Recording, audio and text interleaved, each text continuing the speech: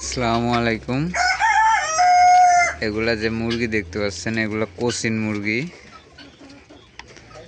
এগুলা শৌখিন জাতের মুরগি। তো এইগুলা যাদের 20 ডিম লাগবে তারা অবশ্যই ভিডিওর নিচে কমেন্ট করবেন। 100% কোয়ালিটি ফুল কোচিনের 20 ডিম দেওয়া যাবে।